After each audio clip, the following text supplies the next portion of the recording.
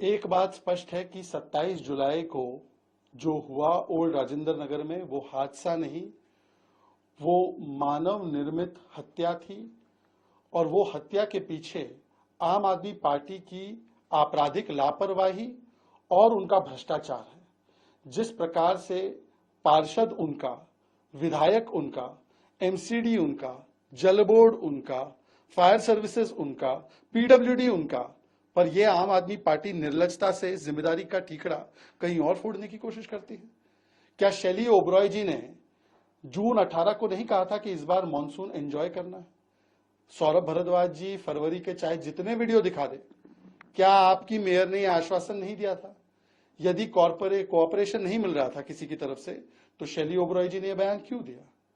सवाल यह भी पैदा होता है कि फायर सर्विसेज का 9 जुलाई का क्लियरेंस बेसमेंट के लिए, स्टोरेज के लिए दिया गया। उसके बाद 27 जुलाई तक फायर सर्विसेज से किसी ने देखा नहीं कि वहां पर बेसमेंट में लाइब्रेरी चल रही है, स्टोरेज चल रहा है।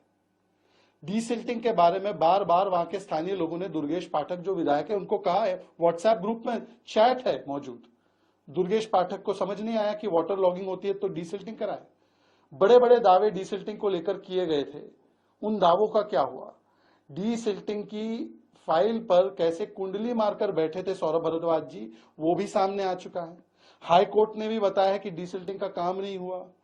और जो अरविंद केजरीवाल ने लगातार 2015 से वादा किया था कि देखिए दिल्ली में हम लोग नया एक ड्रेनेज का मास्टर प्लान बनाएंगे, 2018 में एक मास्टर प्लान जब आईआईटी दिल्ली ने सबमिट किया था, उसके बाद हमने देखा कि 2021 में उसको रिजेक्ट क्यों कर दिया सरकार ने, और 2022 में 2 कंसल्टेंट अपॉइंट किए। तो आज दिल्ली का नया मास्टर प्लान ड्रेनेज का कहां है? कोई सवाल का जवाब नहीं देना है। और स्वयं वहां की जो पार्षद है आरती चावला, वो खुद अवैध रूप से हॉस्टल और इस प्रकार के कार्य चलाती है, और वो 4-5 दिन से गायब है।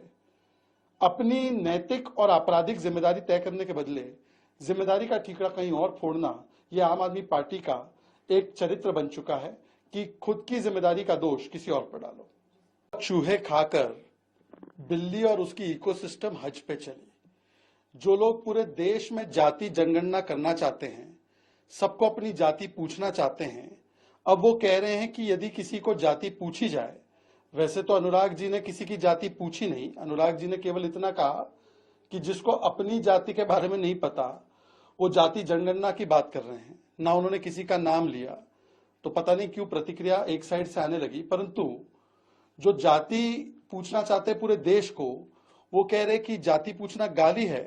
तो यदि गाली है तो क्या पूरे देश को गाली दिलवाना चाहते हैं क्या वो? सवाल यह पैदा होता है कि खुद राहुल गांधी ने भरी मंच में सार्वजनिक रूप से एक पत्रकार को उसकी जाति और उसके मालिक की जाति पूछी थी। उसके बाद वो पत्रकार पीटा भी गया था। एक नहीं अनेकों बार राहुल गांधी ने अलग अलग पत्रकारों से, निजी संस्थाओं से उनके मालिकों की और उनमें काम करने वाले कर्मचारियों की जाति पूछी है। और उसका एक उदाहरण मैं आपको दिखाना भी चाहता हूं। दलित कितने? मैं आपसे पूछ लेता हूं, इस कमरे में दलित कितने हैं?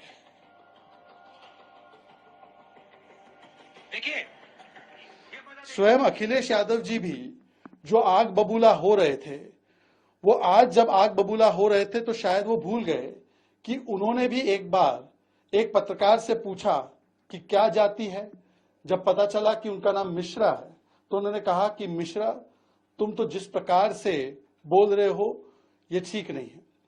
बहरहाल सवाल आज ये पैदा होता है कि राहुल गांधी को और कांग्रेस पार्टी को समस्या किस बात से है।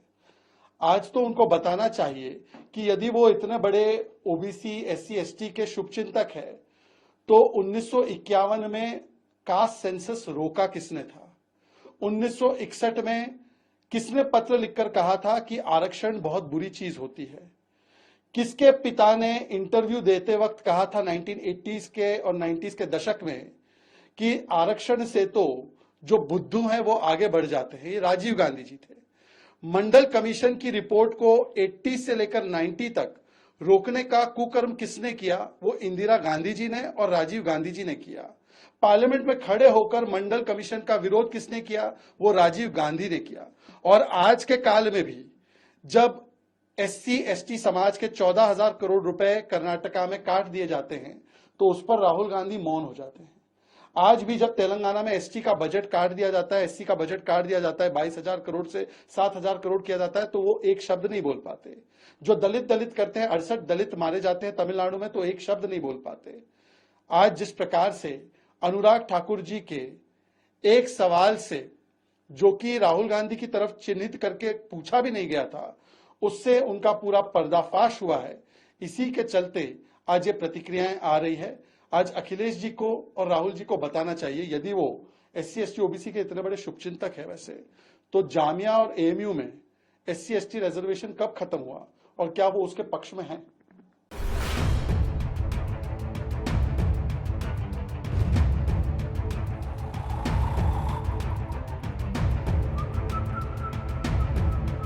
हर बड़ी खबर का असली एड्रेस है खबरनामा। इसलिए हर न्यूज अपडेट के लिए सब्सक्राइब करें और फॉलो करें खबरनामा। और इस वीडियो के लाइक बटन को प्रेस कर इस वीडियो पर कमेंट के जरिए अपनी राय देना ना भूलें।